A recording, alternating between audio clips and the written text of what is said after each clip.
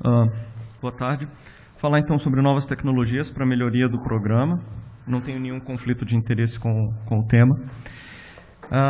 Quando a gente pensa em novas tecnologias, é importante a gente lembrar que, embora algum nível de gestão de antimicrobiano sempre foi feito, a ideia de stewardship enquanto programa ela é muito recente, né? Ela começa a ser descrita em 1996 e é só nessa última década, a partir de 2010, que a gente começa a ver um ganho de volume de corpo de publicação.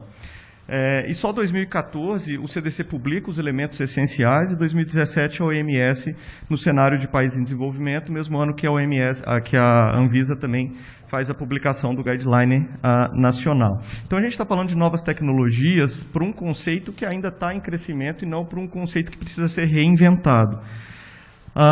A gente também muitas vezes associa a ideia de tecnologia à era digital, mas é importante a gente lembrar que tecnologia em saúde é um conceito muito amplo que define qualquer intervenção para promover saúde, prevenir infecção e que inclui medicamento, procedimentos, sistemas de organização. E eu reforço isso daqui porque é um pouco por essa linha que eu quero passar nos próximos slides.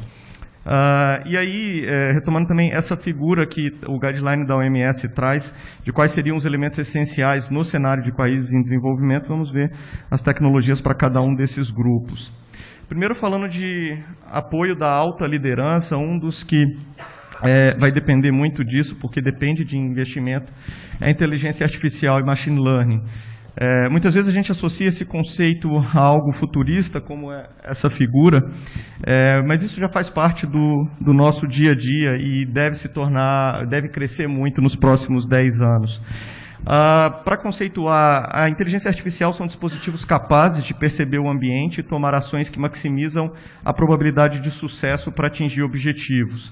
E o machine learning são algoritmos programados que têm a capacidade de aprender as suas próprias regras. Então, diferente daquele conceito tradicional em que um programador vai fazer toda a estrutura do sistema. Quando a gente pensa nesses dois conceitos para o stewardship, a gente está pensando principalmente em sistemas de suporte à decisão clínica, que auxiliam o médico prescritor dizendo qual é a melhor droga e por aí vai.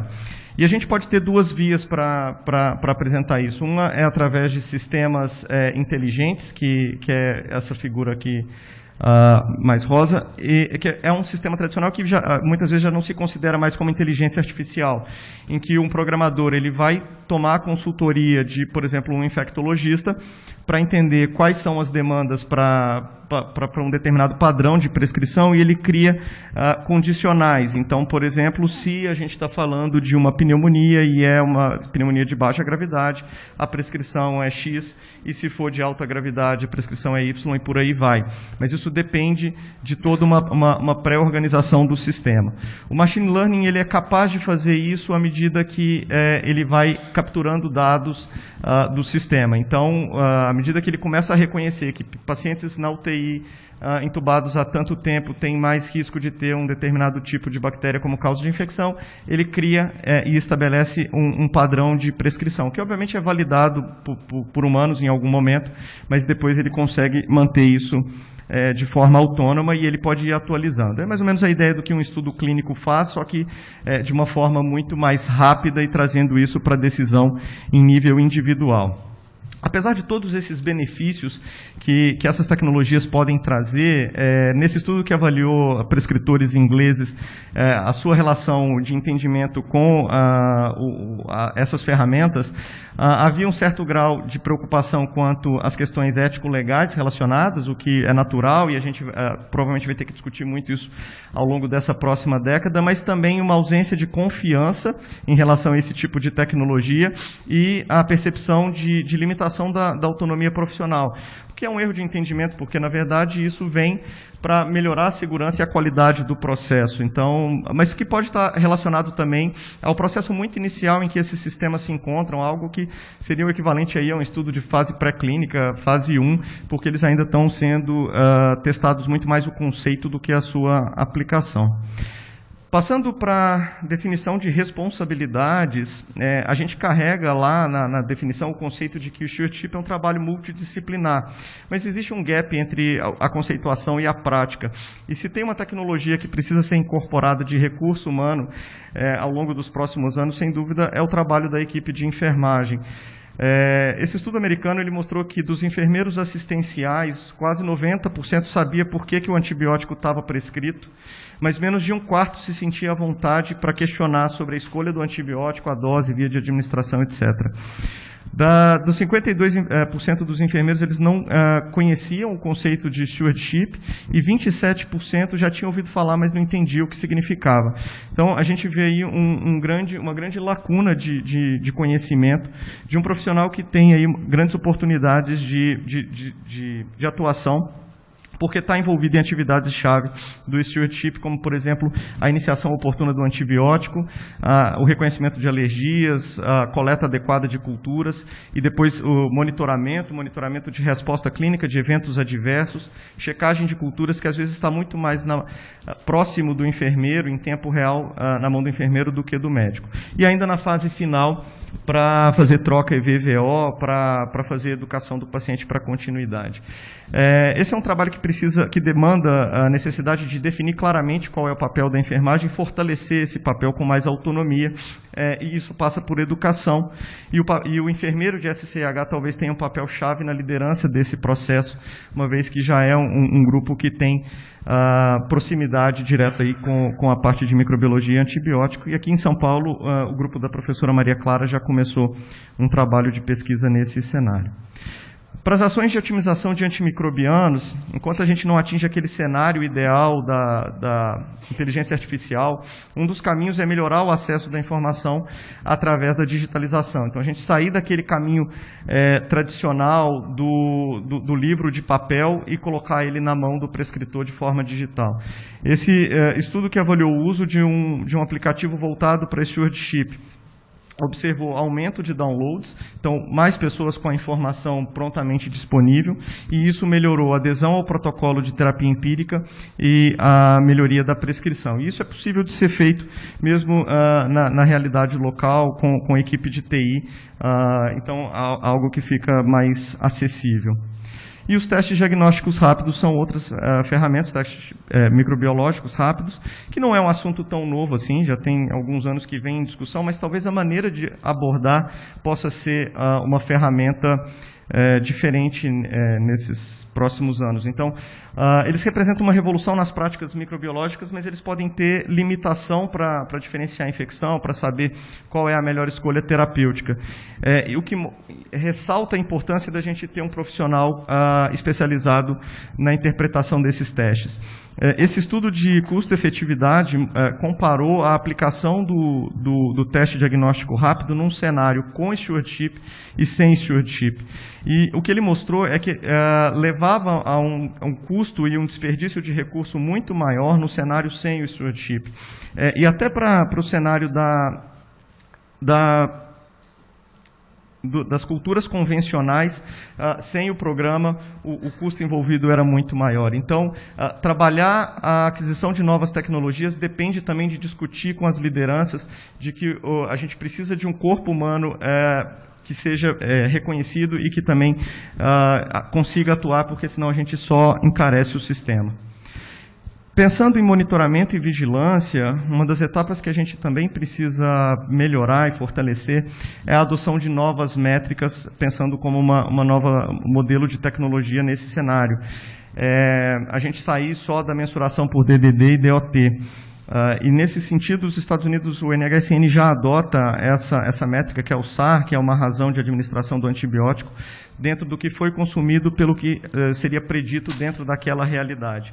Então, um antibiótico maior do que se for significativo, está consumindo mais do que o esperado, e menor do que menos do que o esperado. E isso na mensuração padronizada deles, que já é feita em DOT. Aqui, as classes elas não são medidas individualmente, então elas são categorizadas em antibióticos de amplo espectro para MDR, principalmente para os gram-negativos, os antibióticos para infecções comunitárias, anti-MRSA, profilaxia cirúrgica e todos eles agrupados. E o dado predito ele depende de um cálculo para dentro da realidade local. Então, eles têm o cálculo feito no consumo de 2014, do agregado nacional, e depois um segundo cálculo no agregado de 2017.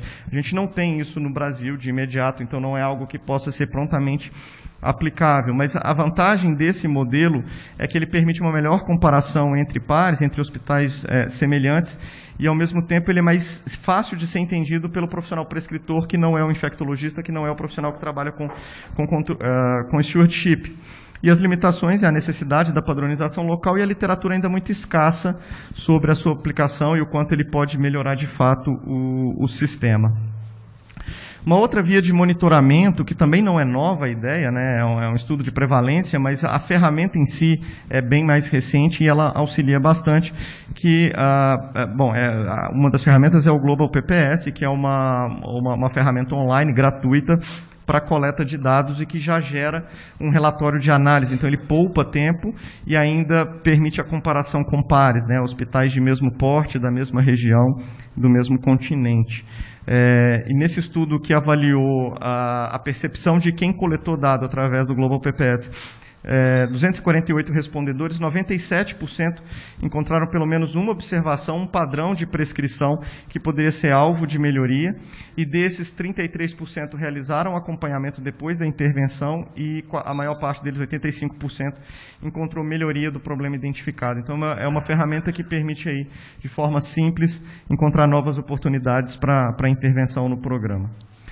Pensando em educação e treinamento, o nosso modelo atual ele se ancora muito em formas tradicionais, como protocolos, treinamentos, aulas e informativos. E a gente sabe que isso tem uma lacuna muito grande entre o que a gente recomenda e o que acontece na prática da prescrição. E muito dessas ferramentas educacionais, elas partem do princípio de quem gerencia o programa, então, do que a gente julga que é importante ser ensinado, mas considera muito pouco a percepção de quem está com a caneta na mão para prescrever.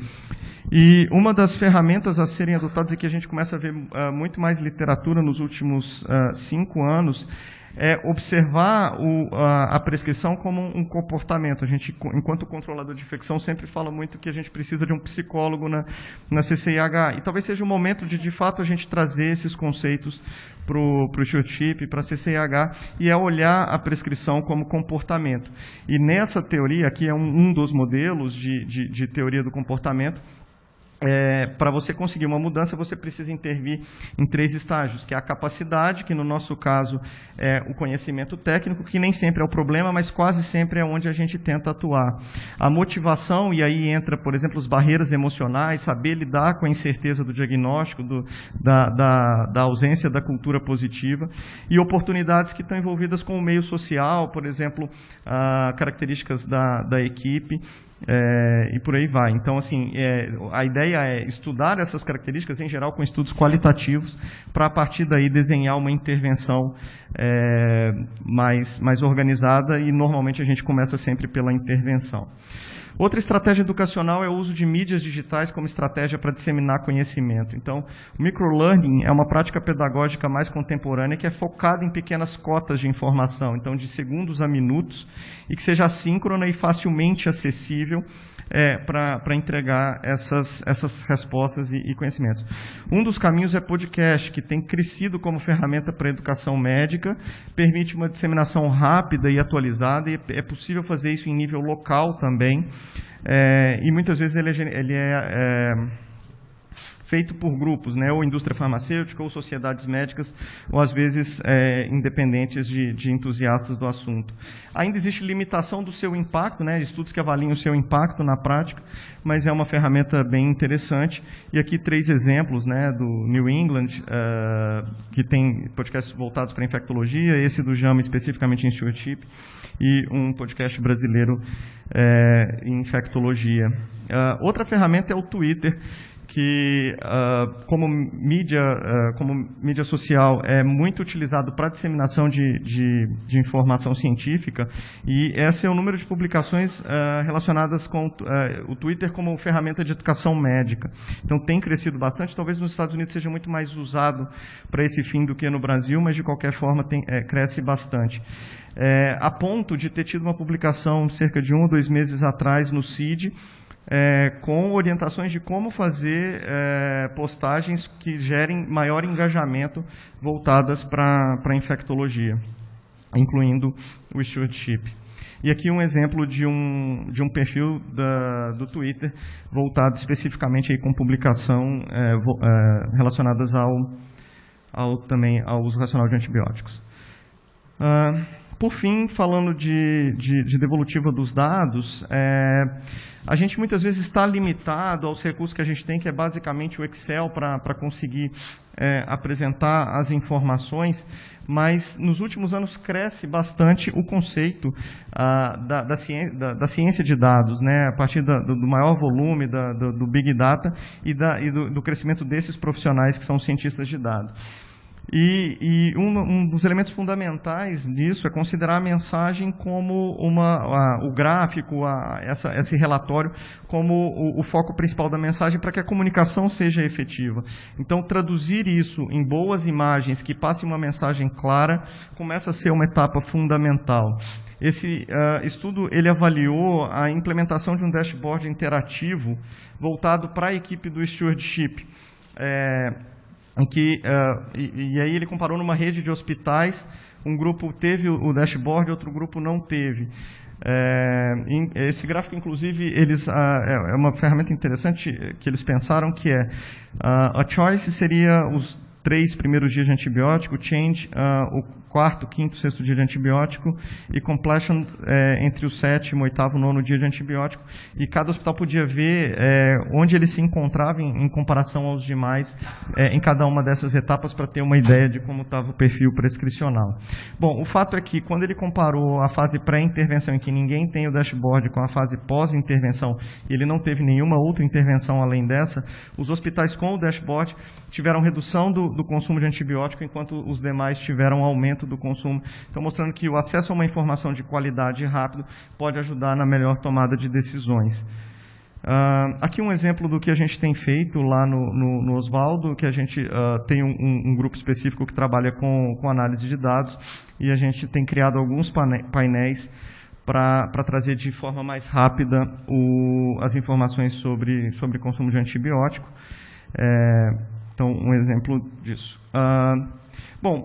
Para finalizar, a gente fala de novas tecnologias, mas a gente sabe das limitações que a gente ainda tem na implementação de elementos essenciais do programa, né? Então, esse aqui é um trabalho daqui de São Paulo, que avaliou o status dos programas em termos dos elementos essenciais e que encontra dificuldades, por exemplo, como reportar desfechos, 39% apenas dos hospitais tinham isso implementado, guidelines, implementação de dosagem sérica de vancomicina, 40% não tinha.